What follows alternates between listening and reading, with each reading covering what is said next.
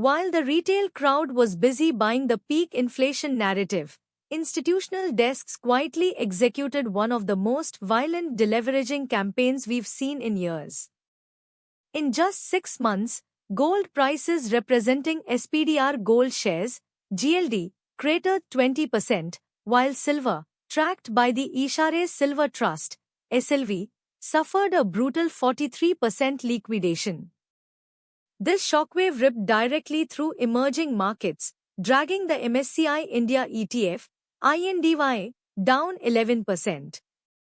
If you think this is a random market tantrum, you are missing the underlying pipeline.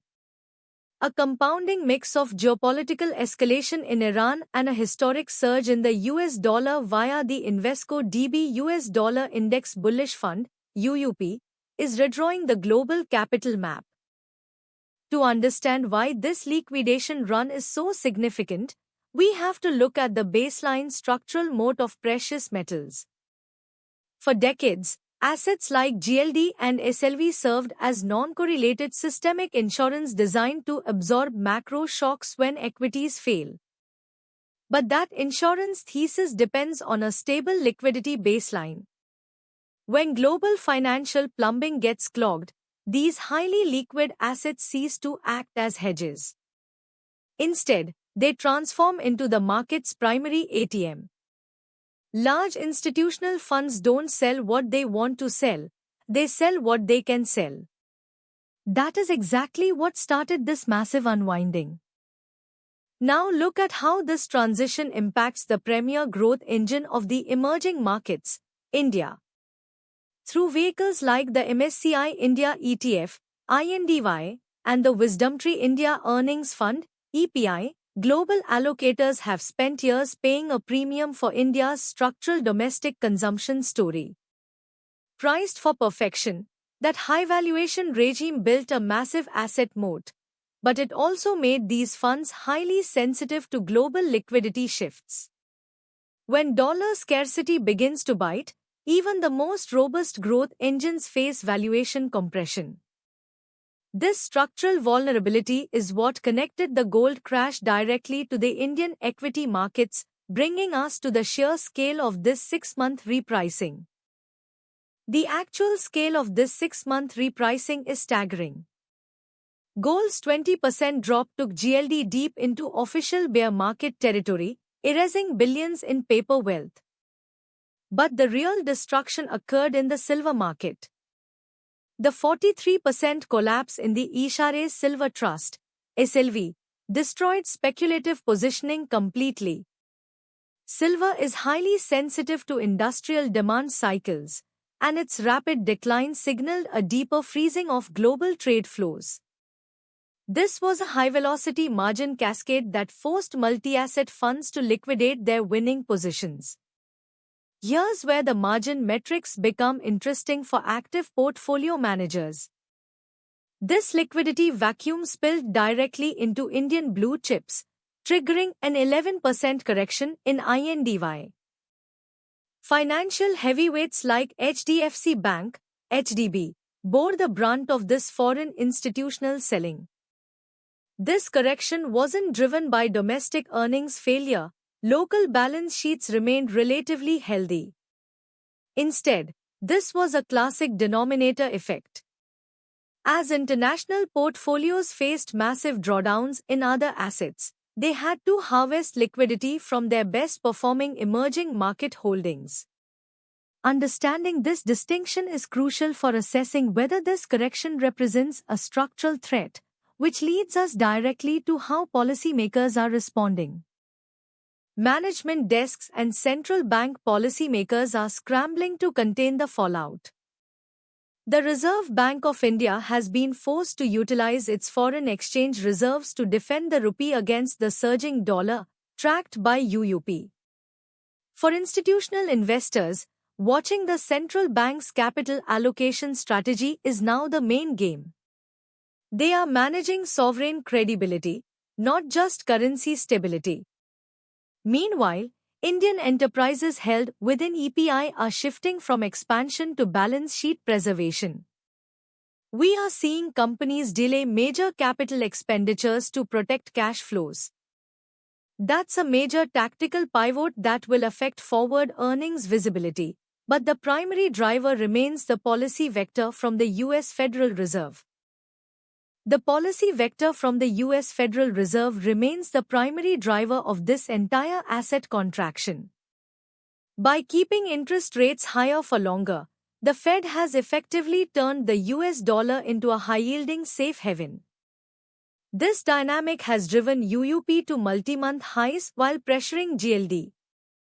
With risk-free US assets yielding over 5%, the opportunity cost of holding non-yielding gold or high-multiplier Indian equities skyrockets. That's why we are seeing this relentless capital rotation. Until the Fed signals a structural shift in liquidity provision, global capital will continue to flow back to the domestic core, bringing us to the geopolitical catalyst that triggered the panic. The escalating conflict involving Iran. Traditionally, rising war risks trigger an immediate flight to safety, sending GLD prices soaring. But this time, the playbook broke down. The initial geopolitical shock did spark a brief safe haven bid, but a massive liquidity squeeze quickly overwhelmed it. As systemic risk escalated, banks faced immediate margin calls on their global portfolios. To meet these cash demands, they had to sell their most liquid collateral, including both GLD and SLV. Geopolitics didn't create a hedge, it created a cash crisis, and the direct byproduct of this friction is a supercharged US dollar. The direct byproduct of this friction is a supercharged US dollar, represented by UUP. As the energy corridor faces disruptions, global trade contracts, and corporations scramble to secure dollar funding to service their debts. This creates a feedback loop of dollar strength and commodity weakness. Because gold, GLD, and silver, SLV, are priced in dollars, a rising greenback makes these metals more expensive for foreign buyers, crushing physical demand. The stronger dollar acts as a monetary brake on global asset prices, leading us directly to the structural risks of this highly concentrated leverage unwind.